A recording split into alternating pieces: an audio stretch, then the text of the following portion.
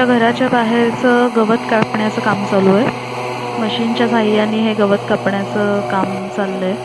मशीनवर तो माणूस गाडी चालवतोय म्हणजे, आणि उजव्या साईडला गवत कापलेलं हे बाहेर पडतंय। आम्ही कॉलनीत राहत असल्यामुळे हे मेंटेनन्सचं काम बाहेर कंपनीला दिलेलं आहे आणि ते येऊन 15 दिवसातून एकदा हे असं गवत कापण्याचं काम करतात। पण जे स्वतःच्या घरात राहतात त्या लोकांना ही कामं स्वतःच करावी लागतात। अमेरिकन लोक हे काम स्वतःच करणं पसंत करतात आणि घरातलं कार्पेंटरीचं काम, गवत कापणे, झाडं ट्रिमिंग करणे, ही सगळी कामं ते स्वतःच करतात। झाडांना शेप देण्याचं काम चालू आहे। सगळीच कामं जशी इथे मशीननी होतात, हे पण काम मशीननी होतं।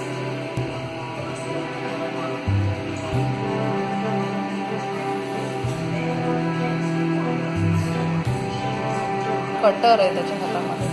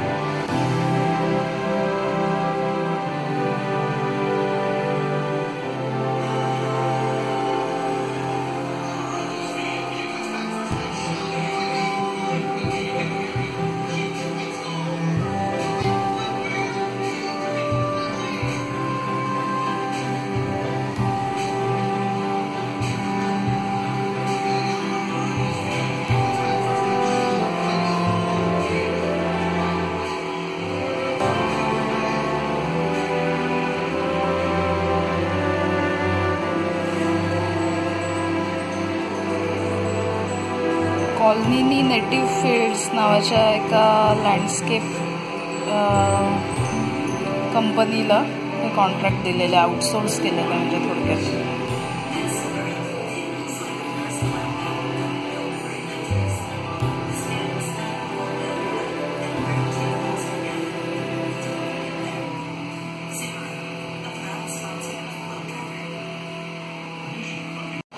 अजून एक ऑटोमेशन।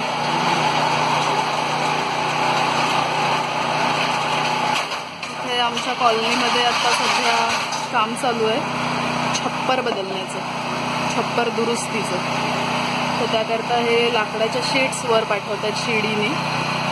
मॅन्युअल माणसांनी चढून नेण्याच्या ऐवजी ही एक सिस्टीम आहे, शिडी लावलेली आणि शिडीवरून ते वर जातं ऑटोमॅटिक।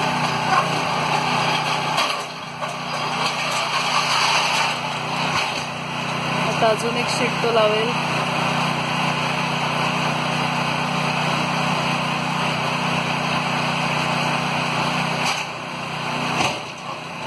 आणि आता ही शीट वर जाईल।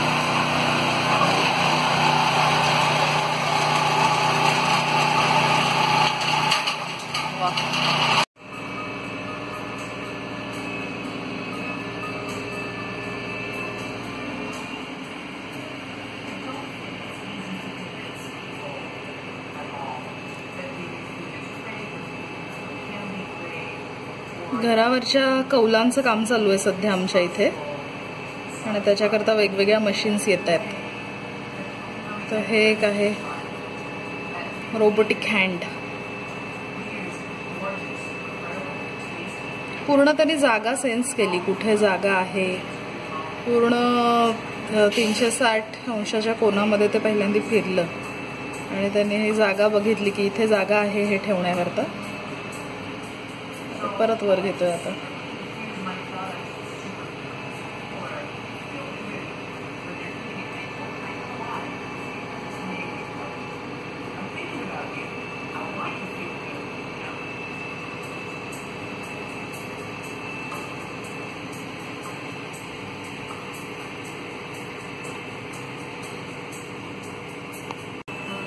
अच्छा, ह्याच्या हातात रिमोट आहे त्याचा, तो ऑपरेट करतोय तो। ओके,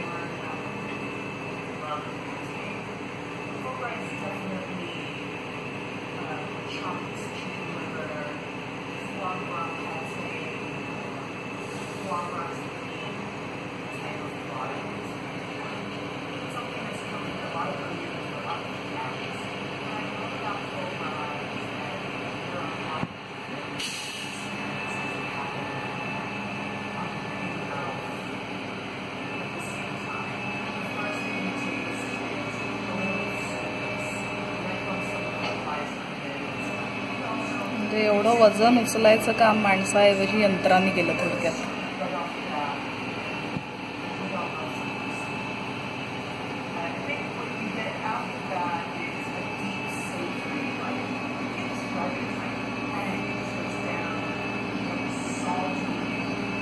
अर्थात आपल्याकडे पण आता बांधकामाच्या वगैरे ठिकाणी असे मशीन्स असतात.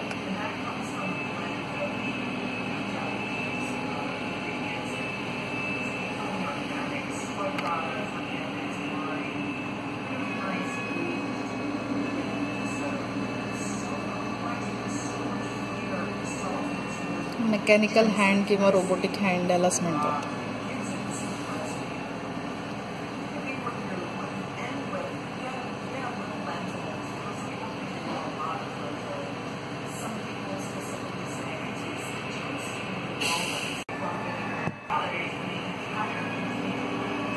काम पूर्ण झालं तर आता ऑटोमॅटिकली तो बंद होतोय मेकॅनिकल हँड.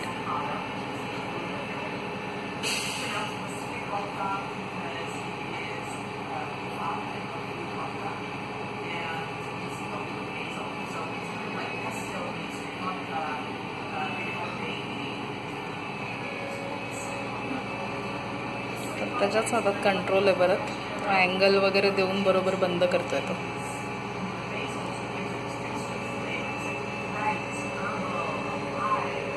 पूर्णपणे बंद करून मग आता ट्रक घेऊन जाईल. तो ट्रक ड्रायव्हरच हे सगळं ऑपरेशन करतो. पक्का